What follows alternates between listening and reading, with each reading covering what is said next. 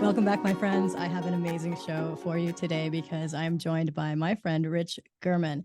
Now, I was thinking about this morning, Rich. If I had to pick a new job and just like start fresh and do something completely different than anything else that I have done in the past, I think I would do what you are doing. So I'm super stoked to talk about that and talk about your journey. So welcome to the show. Wow. I'm glad to be here, Minnie. That's a very cool way to open this. I'm trying to figure out what I actually do that you want to do. Maybe we'll get some clarity through this conversation. Okay, good. So Rich is the founder of the JV Insider Circle, well known in the entrepreneurial space, and also Project O, which is a nonprofit. So what we're going to talk about today is like how those worlds combine or not, how they intersect, and a lot about his journey along the way. So to give our audience a little bit better understanding about what it is that you do, I mean, to the extent that you have clarity on it, how would you describe it? Oh God. Like, what do I do now? Yeah. Okay. And then we'll work our way back. Like we'll reverse engineer. We'll go out of order. I like that. So I would imagine what I'm most known for, and I'm going to assume is what you were referring to, is I'm the guy that wakes up every morning, grabs his paddleboard, goes out into the ocean here in Laguna Beach, paddleboards with whales and dolphins, has a camera in his pocket and a GoPro on his hat, and I take photos and I shoot video every day of my encounters. And I've been doing that basically every day for the last 13 years, since 2010.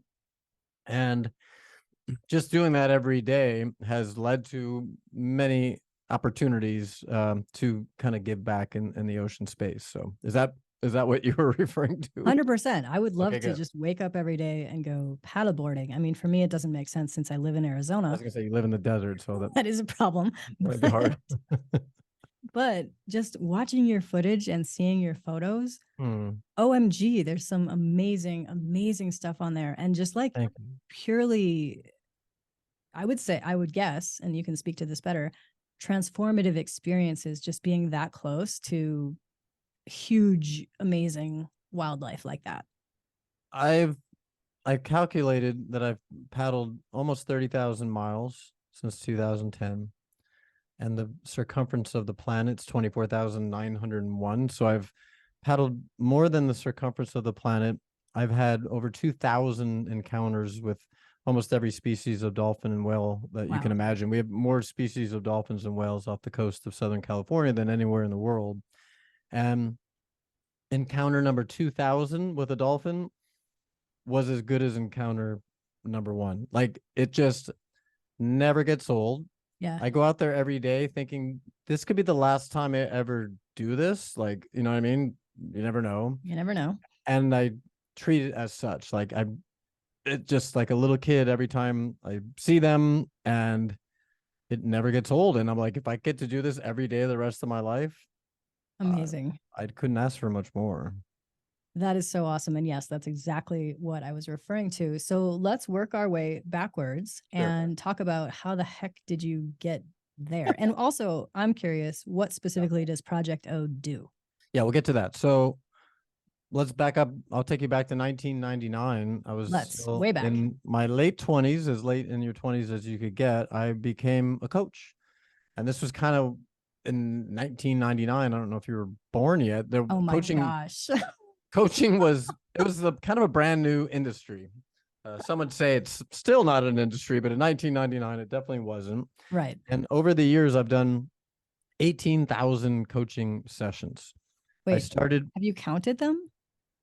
So when I started, I was a real estate coach. Yes. I worked for another coaching company. They would give me the clients, and I had like 50 clients at a time, and I would talk to every single one for 30 minutes every single week. If you do the math, talk to 50 people a week and do that for 10 straight years. Whoa. You too can have the infamous title of having done 18,000 coaching calls. That actually sounds awful to me. It makes me want to puke. I've always said I don't ever want to be introduced as the guy that's done 36,000 coaching calls. I completely burned out.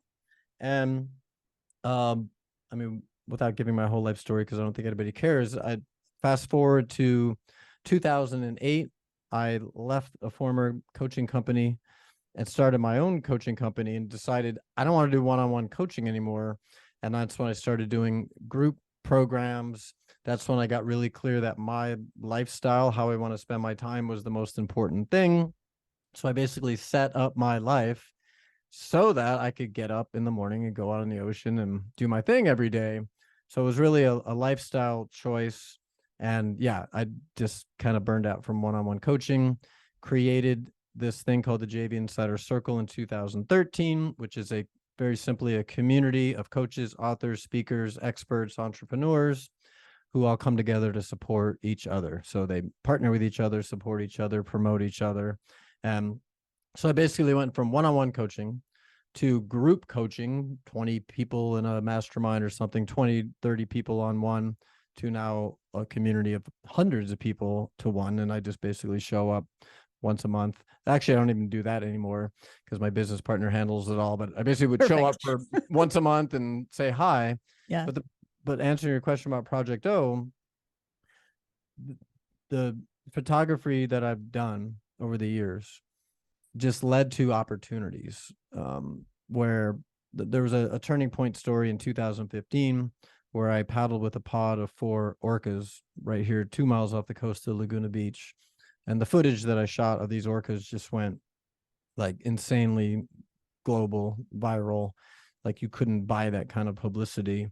And not only did it go viral to the public, but a lot of ocean organizations that I would want to have connected with in one day they all called me. Nice. So it was Save the Whales and PETA and Mission Blue, which is Sylvia Earle, who's probably my only hero in the world.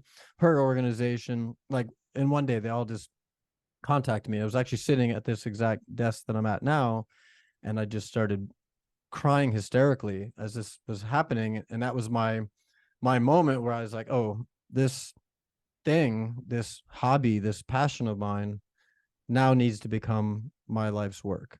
Unfortunately, yes. it was the thing. So fortunately, I had my business already dialed into the point where I wasn't working a lot anyways.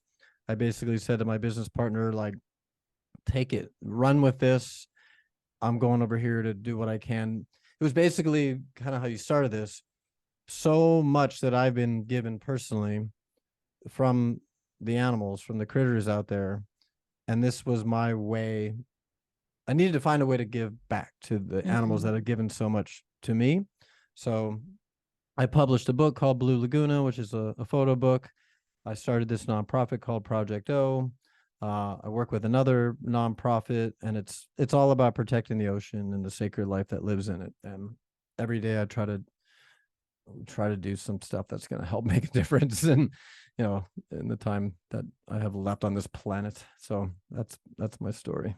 Well, that is freaking awesome. I want to rewind a little bit though to that point where you were leaving that job with the other business. So you were working as a coach for someone else and then deciding to go out on your own. Because I know a lot of our audience that's listening right now is maybe in that exact position. I want to ask you, was there hesitation? Was there fear? Was there any anything that came up that you might encourage those listening now to be just go? No, I had no fear at all. I don't ever have fear, Mindy. Yeah, I was freaking terrified. No, not only so I haven't told this story in a while. Perfect. This was in 2008, before you were born. Exactly. But for anyone that remembers what was going on in the economy. I'm only like 16 years old right now. Exactly. You look good. You look great. The economy was falling down the tubes without touching the sides. But I was I hated what I was doing. I was working for this company that was just the most negative, fear-based, awful place to be. And I just remember thinking, I'm going to get sick, physically sick, if I stay in this energy, right? Like my body was telling me, you need to get out. Get the hell out of here. I didn't even have a choice. It was like, we're going to make you sick if you don't go do this. Like you've been tolerating this too long. And I just quit. And I was scared shitless for sure. I'm like, I thought I was going to lose everything, but I was like, my life is on the line here. I don't care. And it was very much a jump in the net will appear situation. And quite honestly, that's how I've lived my life ever since. I kind of But find did myself did the net appear? always, yeah, it did. Oh, see, I had a little different experience. Oh, of me or Because yourself? in that same time, in that same exact time, 2007, 2008, Yeah. I also was in a job that I call slow suicide to my soul. Like Yes. it was not the right fit by any means. It was a pharmaceutical industry, Oh God. not my place. And in those years, I was like, I'm out. I'm going to become coach. I'm going to start my own business. And within 2 years, I was homeless, bankrupt, couldn't afford to eat, like all the Holy. bad things. So Yeah. the net came, but it came a lot later. You fell right to the ground from I was 10,000 dashed. feet. My dreams turned into a nightmare. It was a disaster. No, I think fortunately I had been coaching for so long. I knew a lot of people. I was able to get some clients and just stay afloat. So yeah. But did I have fear? Absolutely. So, but I just look at it like life's too short. My health was on the line. If I didn't make a change, Yeah. it was that slow, what would you call it? Slow Slow suicide suicide to of your the soul. soul. Yeah, Mhm. like that's how I felt. Yeah, I get it. And I was like, I literally said, if I lose everything, I'm okay with that. Yeah. And fortunately, I didn't hit as far bottom as you did. But that's the thing. Like, I also was okay with that. And it happened. Like, it Didn't did happen in happen. my case, but I still was like, this is what I'm going to do. This Yeah, is the dream. This is the vision. Like, whatever happens, I'm going to go for it. So that is awesome. And to make the point, it does help that you had been in that industry, that you had resources I and did. referrals and all of that I did. I stuff. did. I I did. was like, let me just start completely different in a new Yeah. city, don't know anybody, don't Yeah. know Yeah. anything about anything. Yeah. Let's go. And of Yeah. course, I was just born also. So Yeah. You were like 2 years old. So who would hire a baby to exactly. coach them? So let's tie this in a little bit to a money Yeah. journey because all of us, I mean, you heard my story, like crashed down, burned, like disaster. We all, to some extent, go through this. I would call it a money evolution. Can you talk a little bit about your money journey through these various things, especially like working for someone else to working for yourself to now in the nonprofit? Wow. I haven't really thought about this in a while. I've always, ever since I started my company, it was success at the beginning. And when I look back, I'm like, how the hell did I survive? Right. Because I would wake up in the morning and I'd be like, I'm gonna create a program. What was the first one? Oh, my first book was about the law of attraction. So I created a program about how to use the law of attraction. And then I was like, now I'm gonna do a health program. So I created a health program. And then I was like, I want to teach people to live their dream lifestyle. And I was all over the place. I did exactly what I told people not to do. Right. Well, I think we all do that in the beginning. I somehow survived. And then I got lucky. I woke up one morning in 2000, it was January 28th, 2013, in the bedroom right behind where I'm sitting now.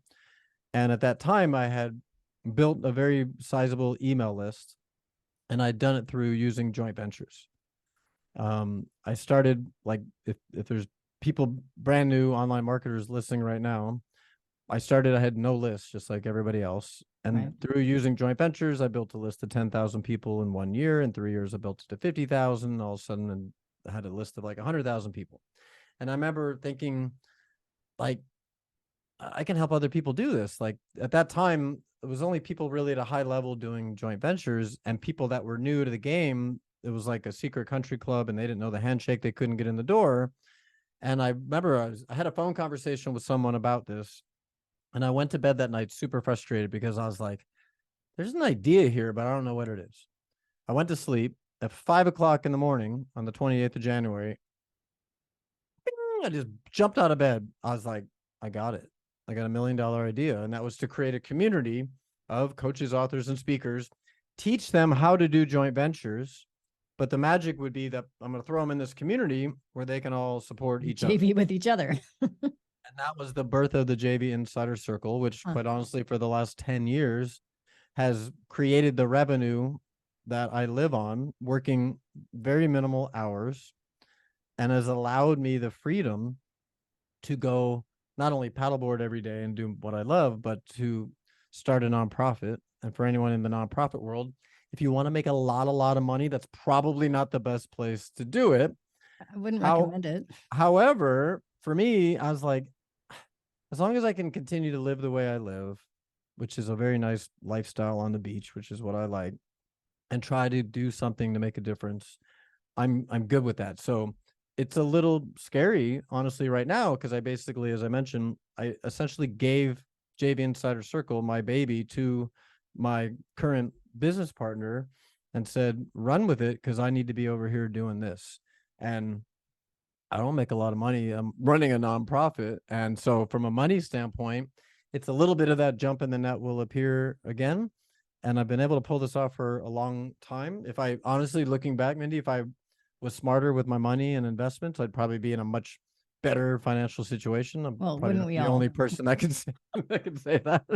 No, Like, if I actually added up all the money that I've made over the years and never invested a dime and just stuck it under the pillow, I'd probably be, but there's been financial crises, there's been real estate crashes, all these things and that we all go through. So, and going to be more coming. So I think, I don't know if I'm the best guy in the world to give financial advice, but I think the best advice I can give is to figure out what is it that truly lights your soul up versus slow suicide of the soul. right. And to me, that makes a person rich, right? If they Okay. can figure out So what they love to do, go do it. Let that maintain their lifestyle.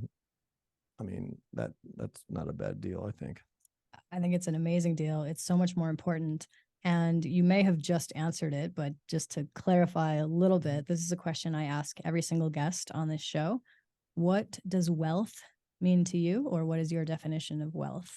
Oh, I thought the question you ask everyone is if they've done drugs with Sean Stevenson. We're going to talk about that next. Don't worry. Do not worry. I think I just answered it. Wealth to me, I So, like doing what you want to do, what lights your soul up. yeah, it's funny, not funny at all. I always get sad when I think of Sean, and It's not you can say hilarious. anything about Sean is Fucking purely hilarious. funny. Let's be clear. I mean, it's sad and funny at the same time. But no, it's sad. The reason it just made me sad because when I think about the person that truly mentored me on what wealth is, was a man I consider my spiritual father, my wellness mentor, who passed away a year ago, last month. No, this month. And for him, wealth, it was about being an energy millionaire. Yes. Yes, you want to be a financial millionaire and be financially secure. We live in a world where money is important, but for him, it was about energy and health and vibrance. If you had that, then you were wealthy. So Well, it and was being, also, how do you get to that money millionaire is like that stuff helps too.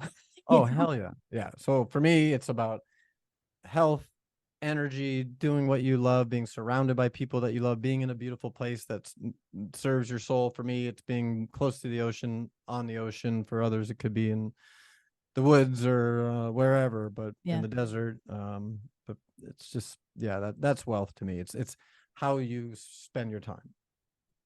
Perfect. Now let's talk about this. You had an experience with my husband in a hotel room doing MDMA. Can you talk a little bit I wish I about had an experience with you in a hotel room. That would be a better story. Okay. Do you remember what year this was? You rolled him into the room 6 years ago. It would have been before 2019. That's all I know. Yeah, it doesn't matter. So I'm in a Christian Michelson high-end mastermind. Who's a mutual friend of all of ours. Let's call it 6-7 years ago. I don't know. Something like that. I get out of an elevator and I see this guy in a wheelchair. Right? Did you know him before that? I see this guy in a wheelchair. Had no idea who he was. And he's a little different looking. And he's 3 feet tall. And there's this guy pushing him in the wheelchair. And I just remember having a visceral reaction like, he's different What's up looking. with this guy? What's up with this guy? Right. I then walk into the conference room. There's like 30, 40 people, small mastermind. And all of a sudden, the dude in the wheelchair is in the room. And it's obviously Sean. And then later on that day, Sean gets up and he does a talk to the group.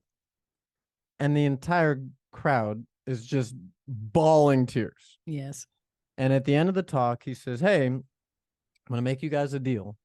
If anybody wants, come to Scottsdale, Arizona, late summer, by the way, ill advised. So it's I will, super hot.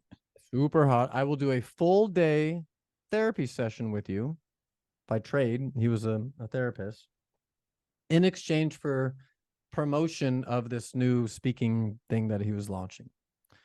As far as I know, I was the only one that went up to him after and said, I'm in. I was so intrigued by him and his story. And I over think those that might few, be true, that you might have I, been the only one. I don't remember exactly, and that's mildly irrelevant, but I think it was. Anyways, so we spent the next few days together, and by the end of that weekend, we're just like best friends. Right. He's just freaking hilarious human being. I just kind of fell in love with him, and I was like, I want to come in late July and come to Scottsdale where it's 120 degrees. So this was probably like a month later. I fly to Scottsdale. Oh, well, let's back up. The night before I'm coming to Scottsdale, he calls me up. What's up, Sean? He says, I need you to bring $200 cash with you tomorrow.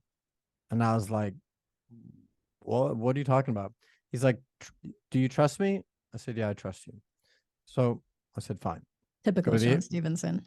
Go to the ATM, grab a couple $100. Next morning, I hop on a plane, land at this little resort hotel thing. The next morning, Mindy rolls Sean into the room. But I woke up that morning and I'm extremely sick to my stomach. I didn't feel good. I felt sick. Oh, that's and this good. is no, it's part of the story because my body tends to know things are going to happen before they happen. And so now he rolls in. There's a table. We sit down and he pulls out his little bag of, he had this little bag of stuff. And in the bag, I hope my parents are not watching this. He pulls out this little vial and he just puts it on the table. And I was like, what's that? And he says, it's MDMA. I said, okay. I'm like, I just figured out what I just spent $200 on. And he goes, you don't have to do this, but I found in my experience that if you were to take this, we will get a lot more accomplished today. It will just open up your heart, surpass your ego, cut out all the bullshit, and we'll get a lot done. And I was like, Sean, I got to tell you, I'm not really afraid of doing it. I said, but I don't feel good. I said, I woke up like, I just don't feel good. And he looked at me and he said, trust me on this one, Rich. In about 17 minutes, you're going to be really glad that you feel really good. You're going to be really glad that you took it. And I said, okay, Sean, I trust you. So he takes the vial. He doesn't give me the whole thing, just like a small dose of it. I don't remember how much. I think I drank it. And then he takes his iPhone, pulls out his phone, opens the timer, and just hits the timer. Go. Just sat there for 17 minutes, didn't say a word. And then it was almost to the second. For anyone that's ever done MDMA, it's Molly, it's pure ecstasy, right, is what it is. And it was like almost to the second. All of a sudden, you just feel this whap in the back of your head, and then it was this wild 6-hour journey, and we never left the room because it's 120 degrees.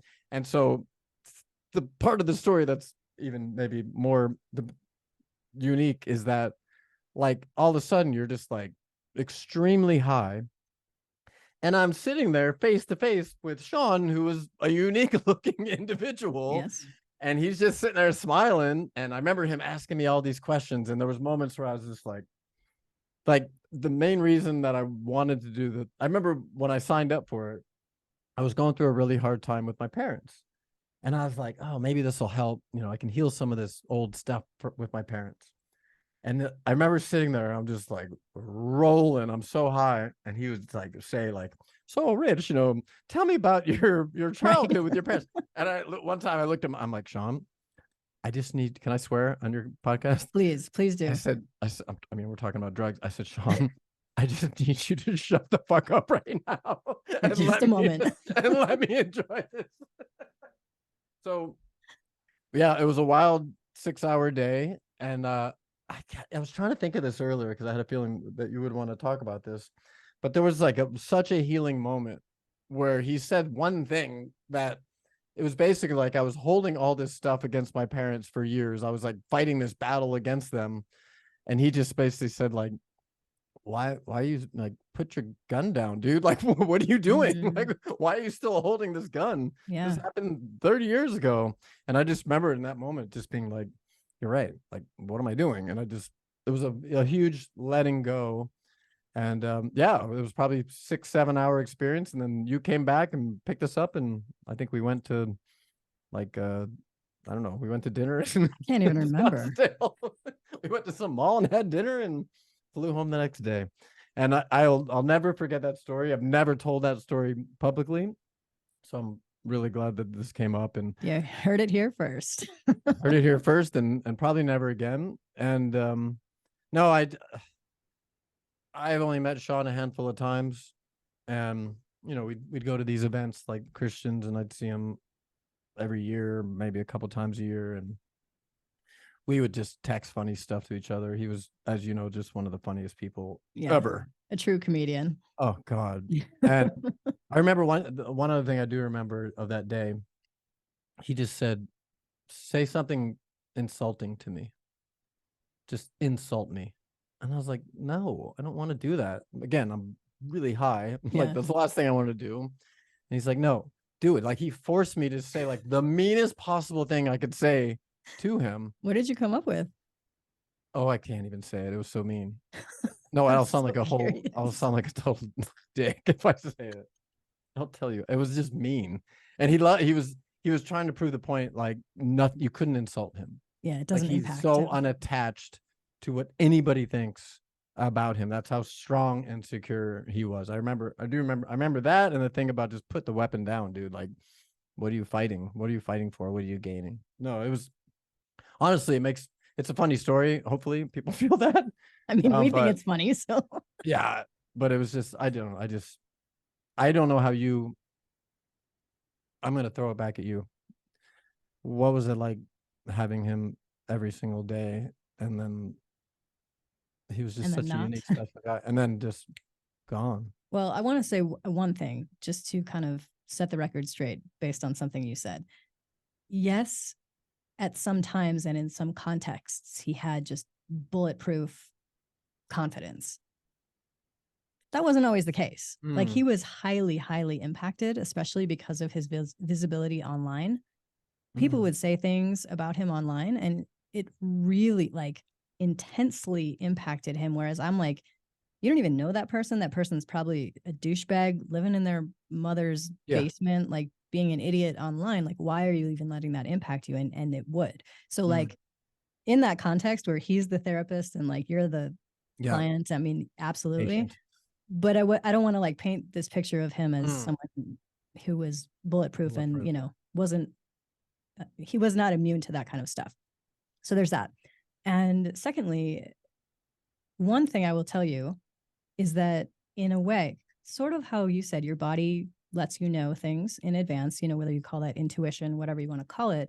For me, I always had the sense that it was not going to last long because of he was going to die. So even in times like I remember being in our bedroom in Scottsdale, he was out in the other room. We had some little spat about something. And I remember telling myself, like talking myself down from whatever that issue was, because I was like, this isn't going to be forever. Like, you're not going to have him for a long Not going to be extended an time. old So lady let's in a get over rocking it chair. and like freaking enjoy what we do have. So we really did focus on that and just paid attention to what do we want to create? What's the life we want to create? Who are the people we want to be surrounded by? What are the things that we want to do? And maybe even more importantly, who are the people that we don't want to be surrounded by, and made some pretty big distinctions on that. Wow.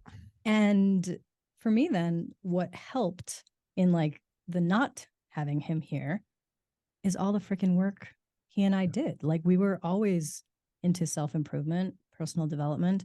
I've taught heart intelligence for apparently since I've been born. Um, and so it was that really allowed me to not have any grief. Like that I grieved, and I grieved hard, and like that was all I did for a time.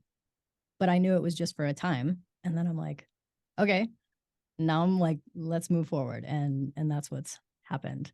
I can't even find the words to acknowledge you enough because I'm like, I get sad. Like I said, I met him a handful of times and I want to cry. Like I'm holding back from crying right now when I think about it. I can only imagine what you went through, and it must still, there's just got to be memories, thoughts, things that happen every day. I mean, how do you? He was just that unique of an individual. So, He yeah, was, but there are also lots of unique individuals and there are just for sure. beautiful experiences. And, a lot of people will say, like, how are you doing? And I'm like, life is good Good. because it is. It's true. And I took the time to grieve hardcore, Okay. like I went to the desert in California 2.5 months by myself. That was all I did. Wow. And how did I have the luxury to do that? Because we had our own business, because of being an entrepreneur. So, like, Yeah. similarly to you, you've Yeah. been able to make decisions and choices in your life because of what you built back then. Yeah. And I like what you said about not only deciding who you want to spend time with, but who you don't want to spend time with. That is really resonating It's for me huge. right now. There's a couple things happening in my life right now, and I'm just like, no, I'm not going to deal with that kind of person anymore. That kind of energy. It's like it's not worth it, and that's been a huge learning. It's hard to cut ties in Oh yeah, situations it that can be you, very, very difficult. yeah, But to your point, even earlier in our conversation, when you were talking about, why would I go out to the ocean like every day? It might be the last day. And so if any of these are our last day, which clearly can happen, like Sean's situation, it was a freaking normal day. And then, within 4 hours, he was gone. Why would you want to spend any time with people who are not lighting you up, encouraging you, supporting your vision? If they're toxic, I'm like, I don't have time for that.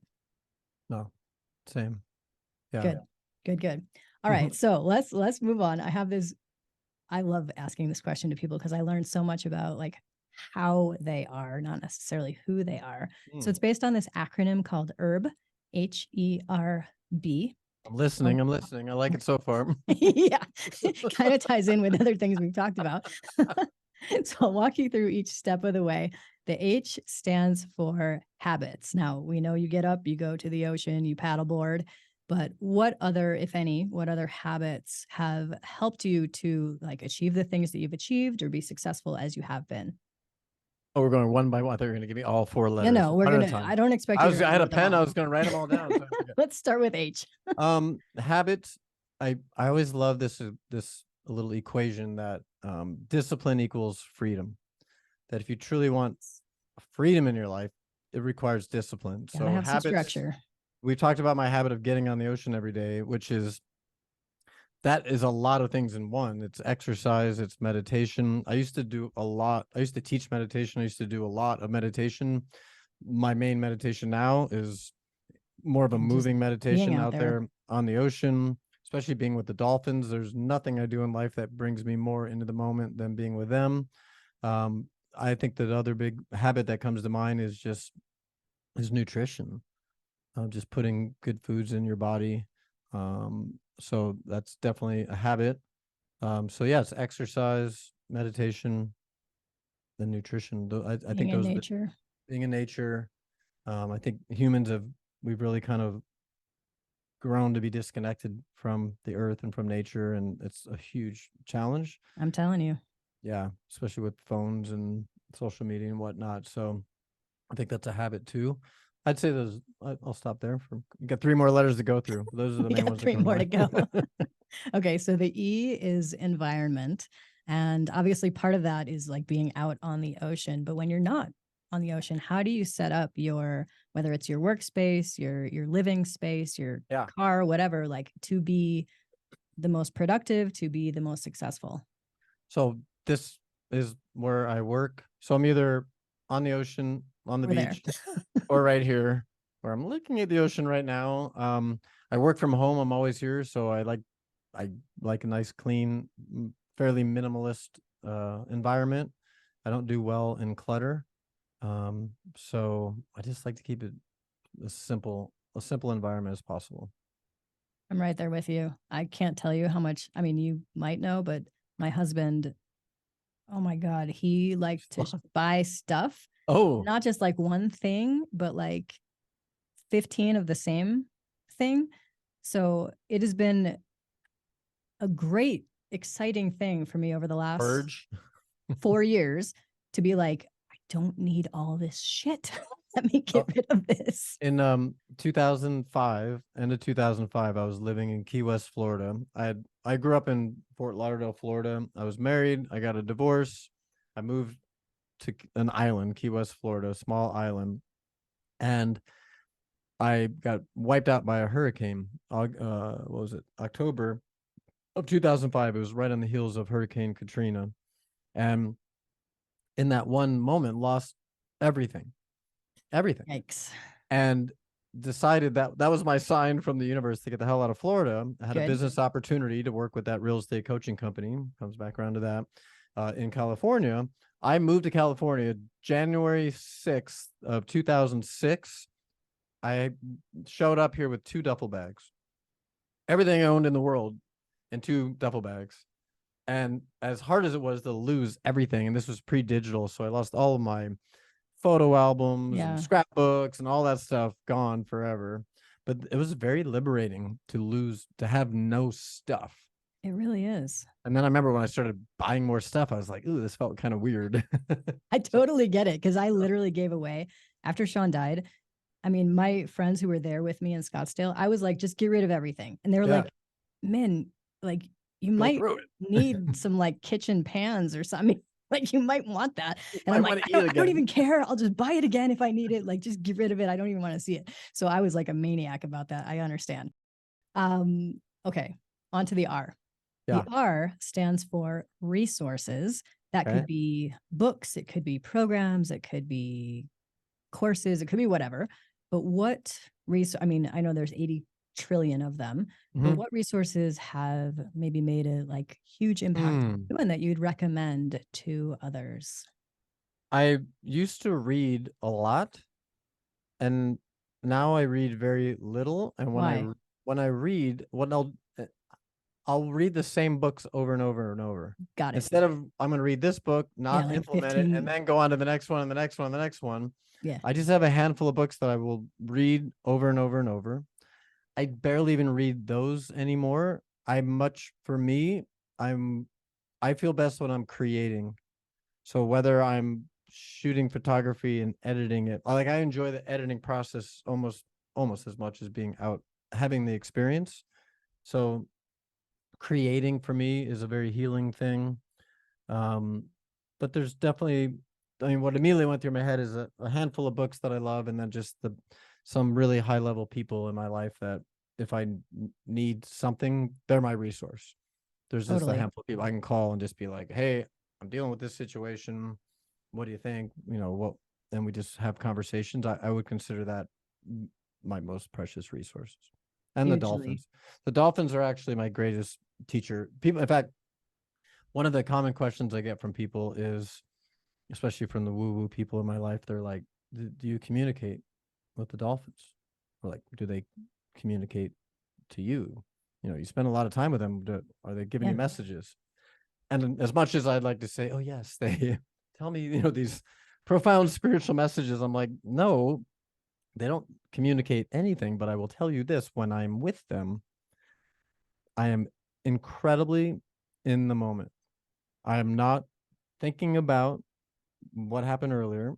I'm not thinking about what I need to do later. I'm fully, for the most part, present and in the moment. And if you look at any great spiritual book ever written, they all kind of say the same thing. It's all about Same thing. learning to be in the moment. Yep. And I'd say that is that present moment awareness experience of being on the ocean and being with the animals. That's, I mean, that's the greatest lesson of all, I think. I love that. I just read a book, and for me, it was definitely like further on the woo spectrum than I normally Okay. go. But one of the things that they talked about in the book was that dolphins and whales are conscious of their consciousness. So, as opposed to lesser conscious mammals or animals, that dolphins and whales actually were aware that they can be aware, which I was like, ooh, I love that. What book is this?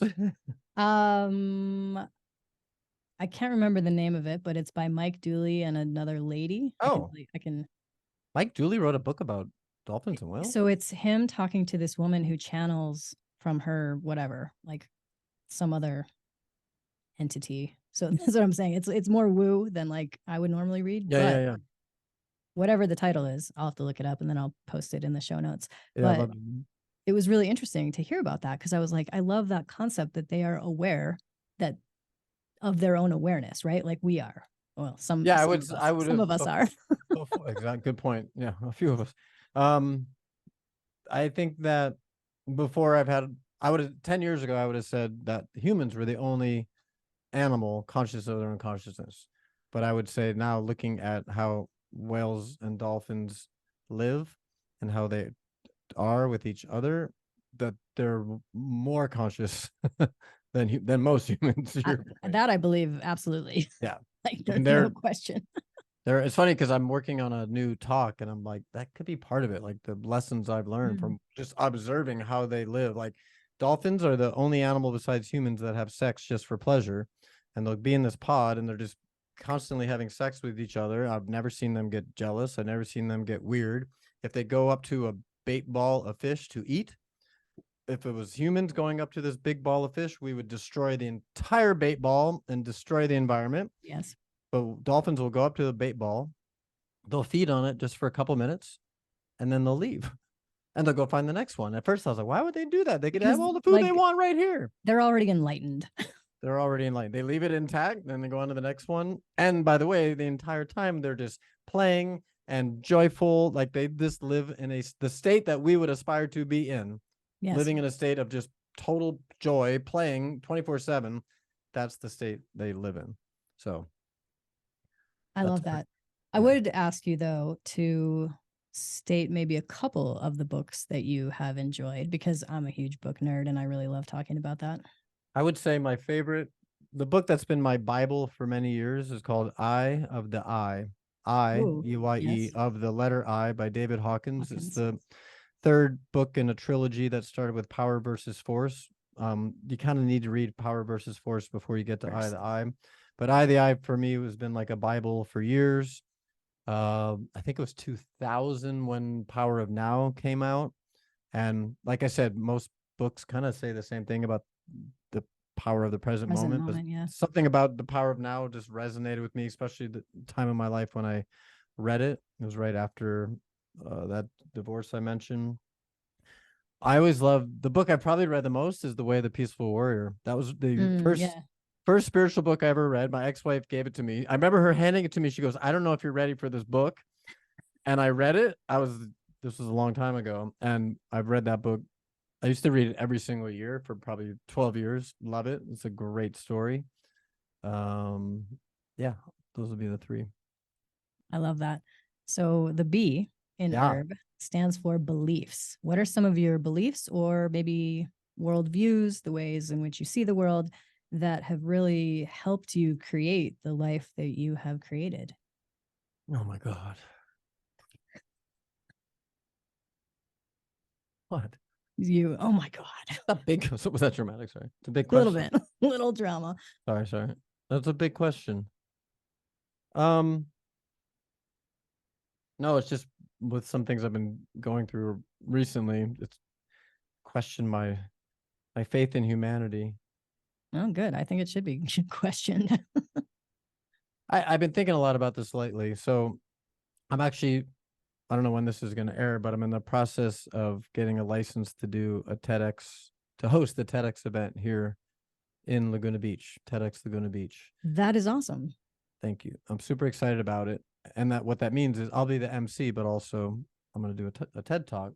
And I'm like, what the hell am I going to talk about?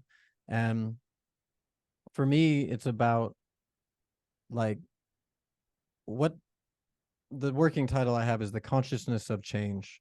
Like human beings, in my view, are basically destroying this planet. Everything. If all 8 billion of us were gone tomorrow, the planet would be in much better shape. So it's not about, this is actually the first time I've spoken this out loud, so bear with me. It's not about saving the ocean. It's not about saving the planet. if anything needs to be saved, it's us. And when you look at what does that mean, it can be overwhelming. And I think ultimately it boils down to each individual raising their own consciousness. And as you raise your consciousness, you're playing some role in raising the collective consciousness of the planet. And as your consciousness evolves, you'll start making better decisions for yourself in terms of how you act and how you think and how you believe and how you eat, and you take care of yourself and you take care of your family and you take care of your community, and then it just kind of grows from there. So I think that's the belief that I've been playing with for a long time now. And kind of to bring this full circle, years ago now, it was like 15 years ago, I actually thought my purpose in life was to be a meditation teacher, basically a spiritual teacher. And I just remember thinking, like, it just felt like such an egotistical thing. I'm going to be a spiritual teacher. It just never, it did. I was like, I don't know. I don't think that's it. And then that kind of led me to the ocean, and somehow this falling in love with being on the water and the dolphins and the whales and doing that every single day. And it's just now coming full circle for me. Like, instead of putting myself out as this spiritual teacher helping to raise consciousness, I can do it through what I'm saying now, like through the ocean.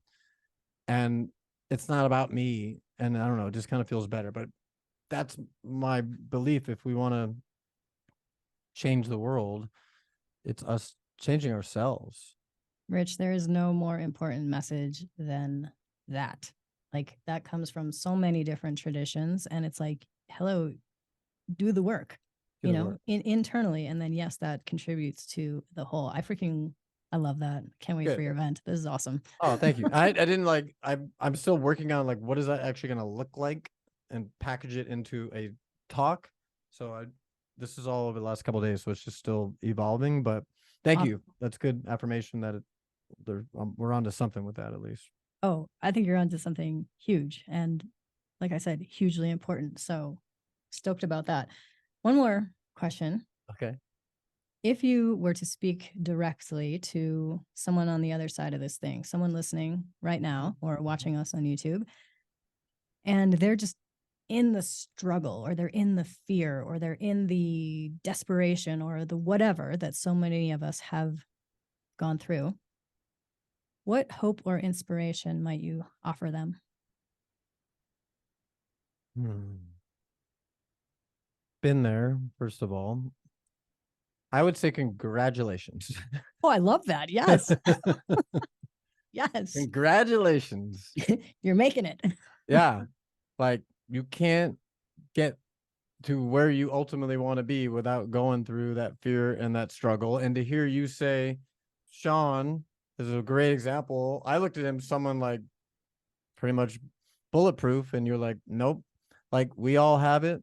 I'm going through it right now. I freaking hate how sensitive I am. And when bad shit happens, it just makes me sick to my stomach. And it's just part of the whole human experience. But like, if you're in the shit, you know, what was the great line? If you're walking through shit, keep walking. Like, keep going. Just keep going.